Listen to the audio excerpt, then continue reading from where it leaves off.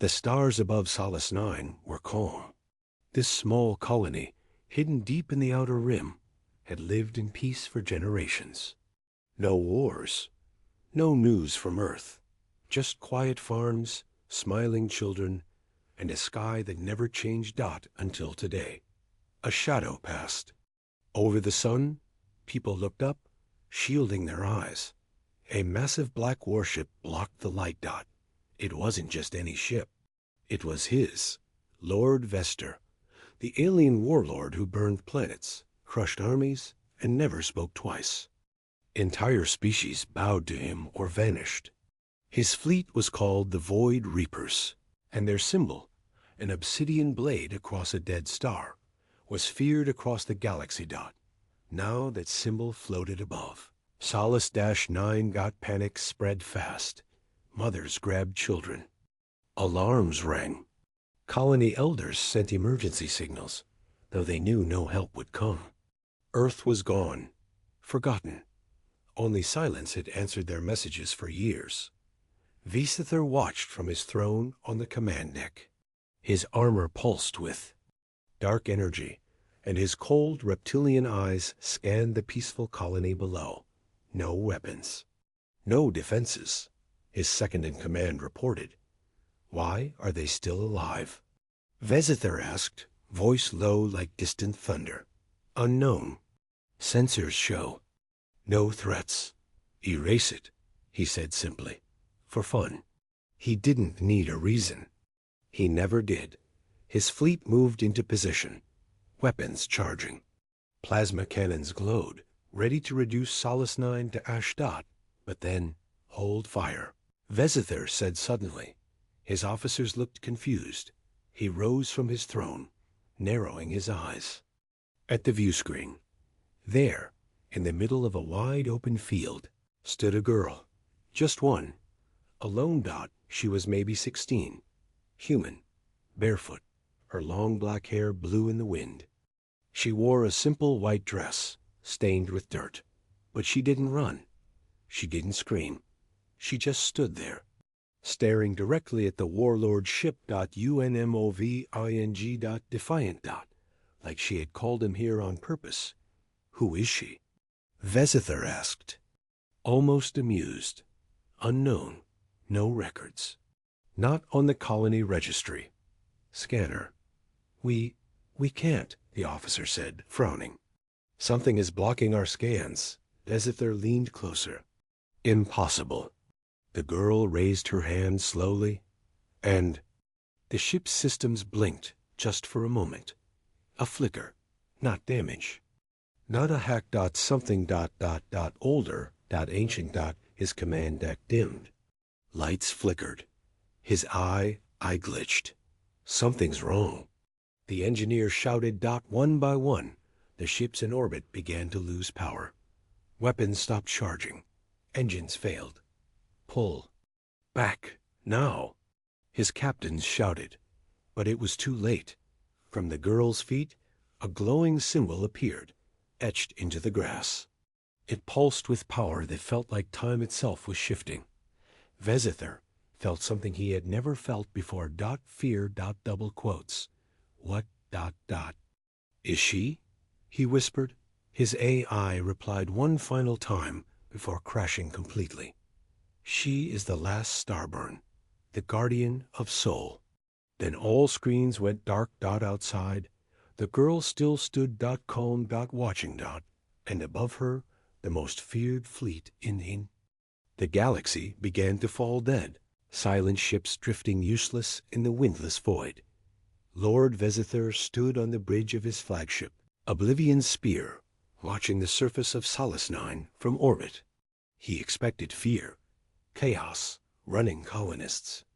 Screams, but instead, silence. And one human. A young girl standing alone in the wide open field. No shield, no weapon, not even armor. Just a simple white dress and calm eyes. He narrowed his gaze. Zoom in. The screen showed her face clearly now. Brown eyes, barefoot, unmoving. Where are the defense systems? His commander asked. There. Are none, the tactical officer said. No weapons. No fighters. No power readings except basic life support. It's a farming world, barely above primitive. Vesither didn't respond. He leaned forward slightly. Then why? He muttered. Is she not afraid? He had destroyed over 50 planets, burned entire systems. Even trained soldiers broke under the sight of his fleet. Yet this girl stood still. Bring her to me, he ordered, alive. The dropship roared down to the field. The girl didn't run. She didn't even blink as the massive craft landed before her. The ramp lowered with a hiss, and armored warriors stepped. Out 10 feet tall, wearing black exosuits, eyes glowing red. Still, she didn't move. I am Lyra, she said softly. I knew you would come. The soldiers looked at each other, confused. One stepped forward to grab her, but froze. His body stopped. Armor whined. Lights flickered. He fell to the ground with a thud, unmoving. The others raised their weapons. What did you do? Lyra tilted her head. I asked him to sleep. That's all. The commander aboard the ship watched in shock. Bring in anti-psi shields, he shouted. She's a telepath. But the other soldiers had already stepped back, unsure. One reached for his communicator, but it sparked, then melted in his. The girl walked calmly up the ramp. The soldiers parted without thinking. Something about her presence made them hesitate, not fear, not power, but something deeper, like an ancient force they couldn't name. Vesither watched her step into the throne room of his ship. He stood from his chair, his massive frame towering over her. You, he said slowly, are not what I expected. I know, Lyra said, but you are exactly what I saw in my dream. Vesither narrowed his eyes. Dreams don't interest me. This one should, she said. In it, you die. The room fell silent. A dozen elite guards raised their weapons instantly. Vez the Sea raised a hand. No, let her speak. Lyra looked at him calmly. You think I am just a girl? That I'm weak. But I was born here on Solace 9. My ancestors came from Earth long ago. They left before the wars. They built something different. Peace? Vesither sneered. Peace is weakness. Not ours, she said. We were born in silence, raised by the stars, and now they speak through me. Vesither stepped closer. I have burned planets for less than your words? I know, Lyra whispered. That's why I came. Suddenly, alarms blared. Sir? A voice shouted from the control room. The engines. They're shutting down. Something is inside. Our systems. What? That's impossible. This ship is isolated from network attacks. Lyra closed her eyes. A soft hum began to rise from the floor beneath them. One by one, the lights dimmed. I didn't hack your systems, she said. I asked them to stop. Asked? Vesither growled. She's linked to something, his science officer shouted. Something massive under the planet's surface. Suddenly, the view screen flickered. An ancient voice echoed through the chamber. Protocol. Terra Guardian reactivated.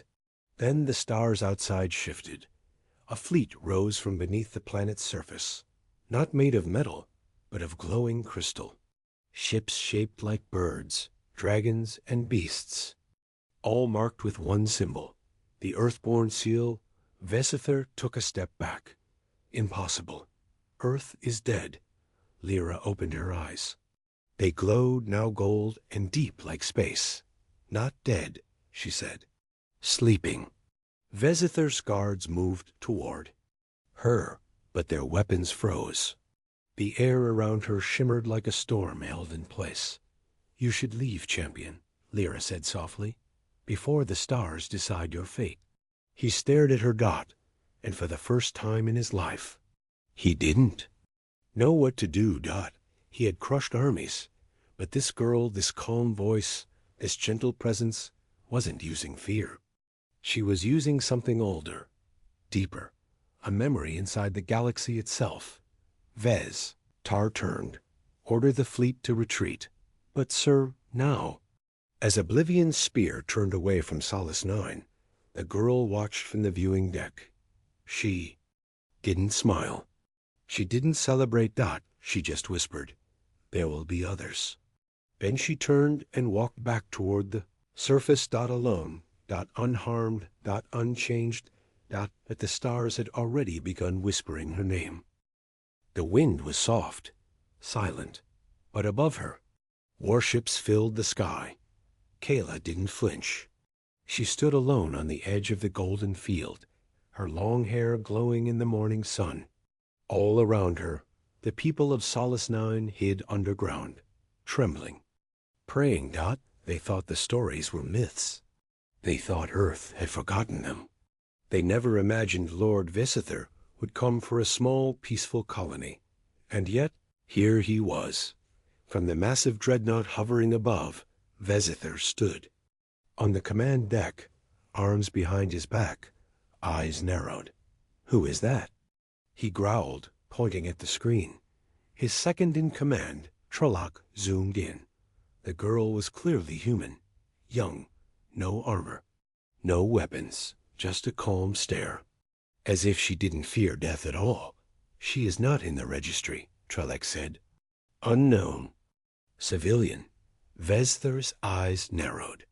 "She's standing like a challenge." Trolloc snorted. "Do you wish me to vaporize her, my lord?" "No," Vesither said, his voice like steel grinding. "I will meet her myself." The entire bridge fell silent. Vesither never walked into enemy territory. He always sent his elite. But something about this girl, Dot pulled at him. Like gravity. Dot, as his personal shuttle descended. The people watching from secret tunnels below Solace 9 gasped in fear. Some whispered, "It's the warlord. He came for blood." Others wept. "Why is she just standing there?" A few murmured, "She's going to die." Kayla didn't move. The black shuttle landed 20 meters from her. Steam hissed. Metal WHIR read Dot, and then he stepped out. Vesither wore no helmet. His armor shimmered with black and red patterns, carved from a metal no one on Solace 9 had ever seen. His presence felt like a storm ready to break. He walked slowly toward her, each step shaking the ground. Still. Kayla didn't move. "You are brave," Vesither said, stopping a few feet away. "Or foolish." Kayla's eyes met his. "You shouldn't have come here." The warlord tilted his head. "Excuse me?" "You came for destruction," Kayla sighed, her voice calm. "But you brought yourself into something you don't understand." Vesither almost laughed. "You think you can stop me?" "No," Kayla said. "But this place can." She raised her hand slightly.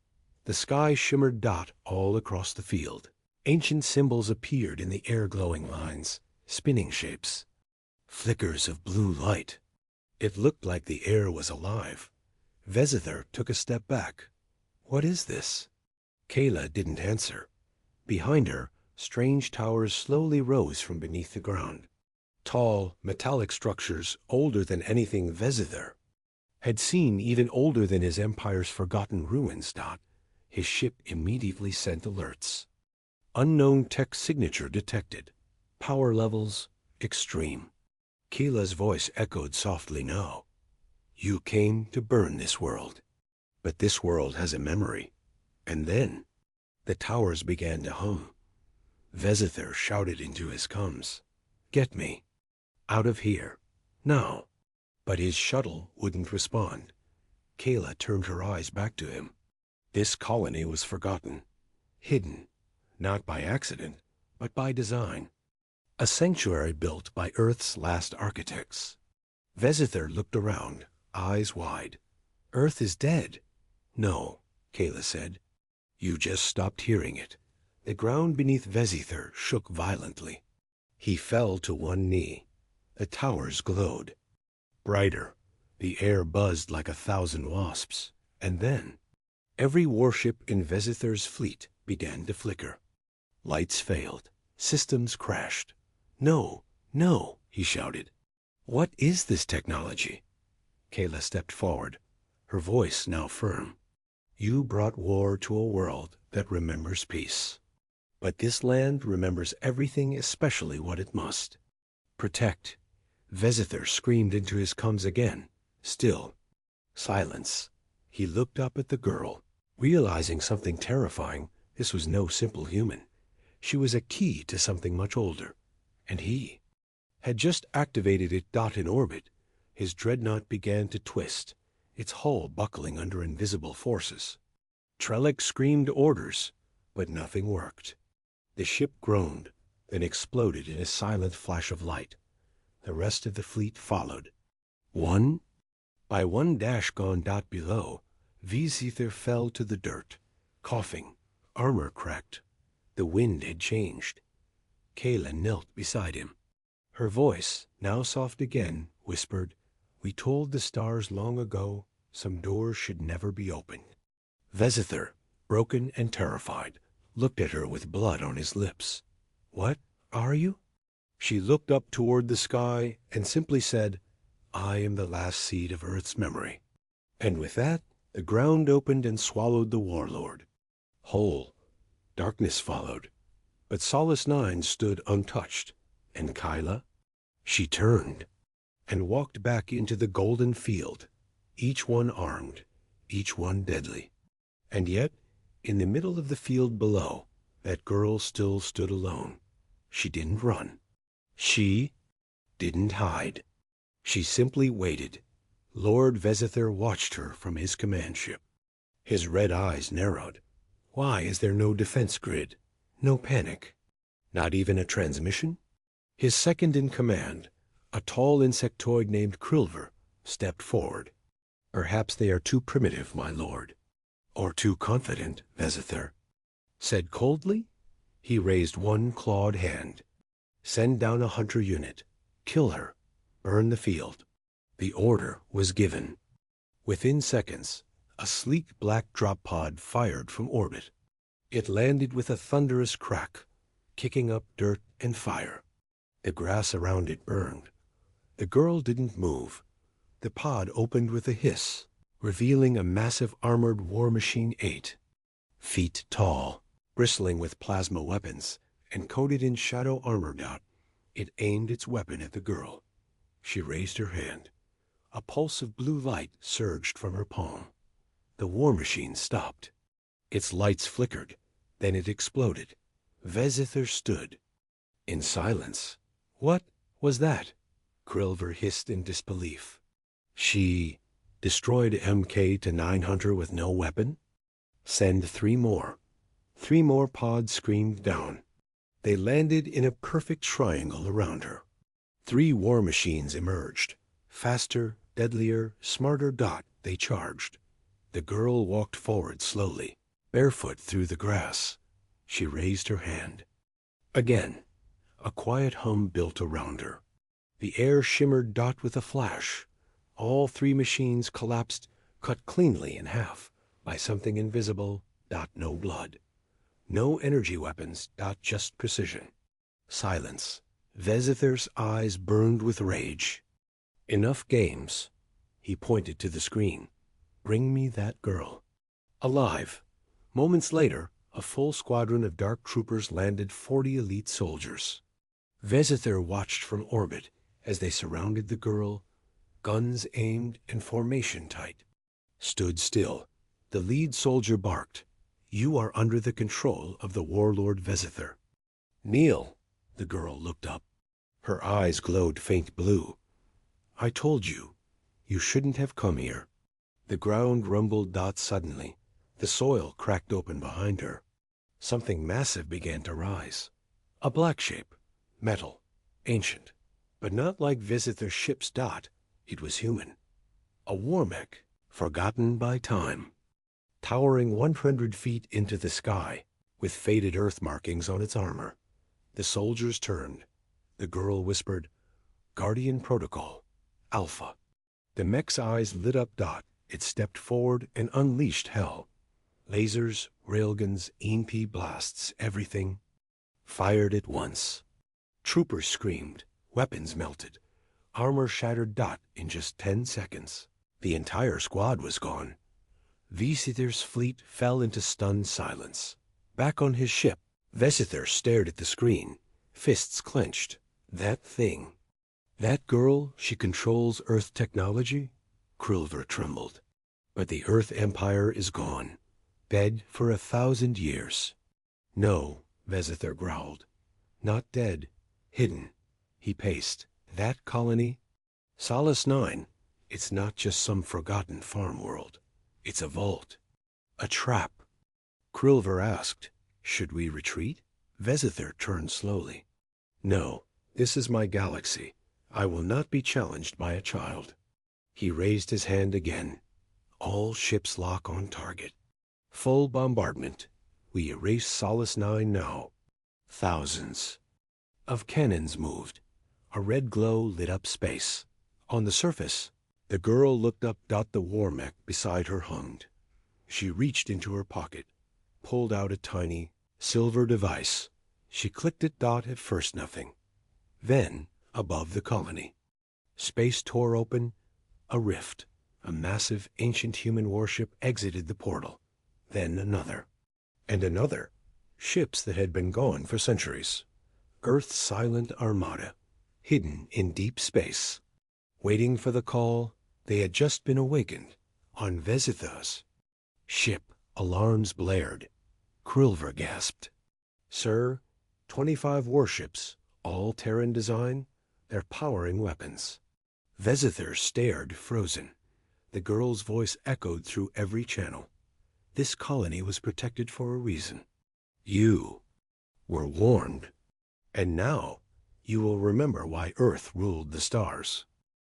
The girl's name was Lena. She was 14, quiet, thin, always watching the skies. To the people of Solace 9, she was just a child born after the colony lost contact with Earth. But there was something different about her. Something they didn't understand. She never got sick, never got tired.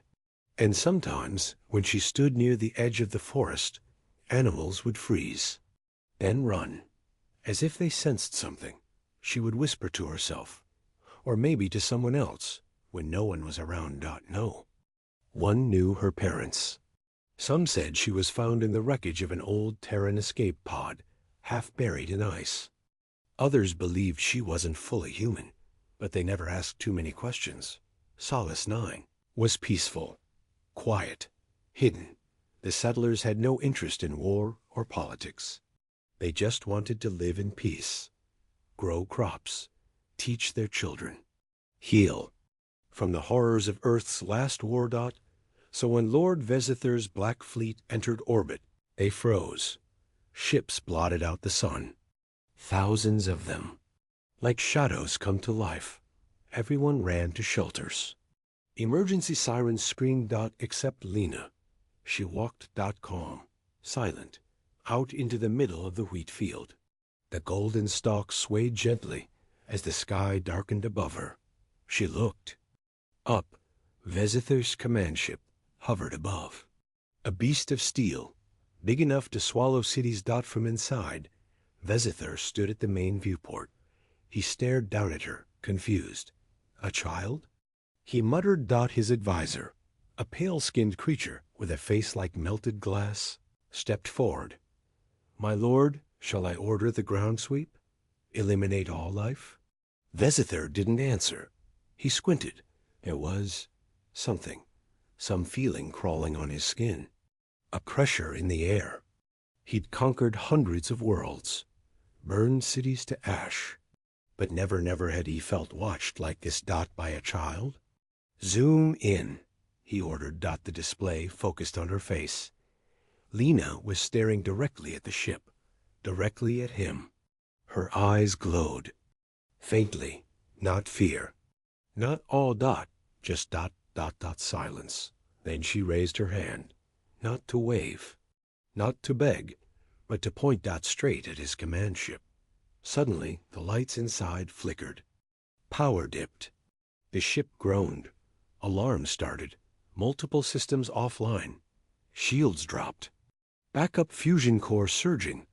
What is that signal? The crew scrambled. Vesither turned, furious. What is happening? The advisor was trembling. Something is reaching into the ship's systems. It's not from space. It's from her. That's when it started. The whisper dot, it came from the speakers, from their helmets, from the metal itself. A human voice, simple. Cold, you heard us before. You burned our worlds. We watched. We learned. And we waited. Vesither backed away, dot. It wasn't Lena's voice, dot. It was older. Deeper. 1,000 voices in one. Earth made monsters once, the voice said. We were locked away, but she woke us. The wheat field below twisted, dot. The ground cracked. Machines rose, not sleek or modern, dot. Old, scarred, rusted giants from the First War, but still breathing, still armed. Their eyes burned red as they emerged, pulled from underground bunkers left there by Earth long ago, forgotten by the galaxy, dot, but not by them. Lena's body glowed faintly now. Her hair lifted as if in wind. She was no longer just a girl. She was. Their signal, dot. Their key, dot. Their voice. One of the command crew screamed, "There's hundreds of warforms. They're waking up across the valley." Impossible. Another shouted, "Those are Terran berserkers. They were banned, destroyed." The voice whispered again, "You should have let us sleep." The ground rumbled, dot. And Solace 9, once a peaceful colony, became the mouth of Earth's sleeping wrath. The warships of Lord Vesither hung in orbit like silent giants. Their black hulls blocked the sunlight, casting a long shadow over the peaceful fields of Solace 9. The once clear skies were now filled with metal, death, and fear. But the people didn't run. They didn't scream, dot. Instead, they waited. Because of her, dot. Lyra, dot. She still stood in the same field, alone, her eyes locked on the sky. On him, Vesither watched from the bridge of his flagship, Dominion's Claw. His golden eyes narrowed. His second in command, Zerl, stepped forward. "My lord, scanners show no weapons, no defenses, no orbital shields. Just farms, windmills, and basic buildings." Vesither's jaw clenched. And the girl? No biomods, no tech implants, just human. That's impossible. Vesither growled. She should be running, screaming. Why does she just stand there? Zerl glanced at the screen again. Perhaps she's broken. No, Vesither said coldly. She's waiting for something. He leaned forward. Send a lander. I want her brought to me alive. Lyra didn't move as the lander descended. The wind from its engines whipped her hair. The black metal claws of the ramp unfolded, and armored soldiers marched out, dark helmets, glowing visors, stun rifles ready. One spoke. "You will come with us." Lyra said nothing. "You are ordered by Lord Vesither himself." Still, she didn't answer. The soldier reached forward. Then she finally spoke. "Touch me, and you won't return." The squad paused. They had heard bold words before. From generals, from kings, from dying warriors. Never from a girl in a field. The soldier smirked. "Do it." He grabbed her arm. For 1 second, nothing happened. Then the air cracked like glass, dot. The soldier flew backward, his armor smoking. Chest plate cracked, dot. The others raised their weapons. But Lyra was already walking up the ramp, dot. No resistance. No fear, dot. Just silence. Inside the ship, she stood before Vesither. The bridge was cold and dark. Machines hummed. Alien officers watched from the shadows. Vesither rose from his throne. He was nearly 8 feet tall, his armor made of obsidian and gold, his voice deep and hollow. "You, a girl with no weapons, no soldiers, no shields. Why do you not kneel? Lyra tilted her head. Why should I kneel for a coward? A sharp breath echoed across the bridge. Zerl hissed. How dare! You! But Vesither raised a hand, stopping him. His voice was calm. Too calm. Explain, quickly. You only attack the weak, Lyra said. You burn planets that don't fight back. You call yourself a conqueror. But all I see is a scared child hiding behind fleets. Vesither chuckled. I have destroyed empires. And yet, she said softly, you're afraid of one voice. Mine. He stepped forward, shadows gathering behind him. I could snap your spine with one hand. Then do it, she said, staring up at him. Kill me, but you won't, because you feel it, don't you? Feel what? She smiled. That something's wrong, that this planet isn't like the others. Vesither didn't speak, because, deep down, he did feel it dot something under the surface. A pressure in the air, a presence. Ancient dot watching, dot waiting got far beneath Solace 9, something stirred, dot old machinery flickered. A system long asleep blinked to life. Voice recognized. Activation protocol. Earth's last guardian engaged. Back on the ship, Lyra turned to the main view screen. The clouds above Solace 9 swirled unnaturally. Soft glow pulsed from the ground lines of energy snaking across the fields. Circling the planet, Vesither S officers began shouting, My Lord Unknown Energy Source. Rising fast. Shields. Failing. Lyra's voice rang clear. This isn't just a colony. Vesither turned sharply.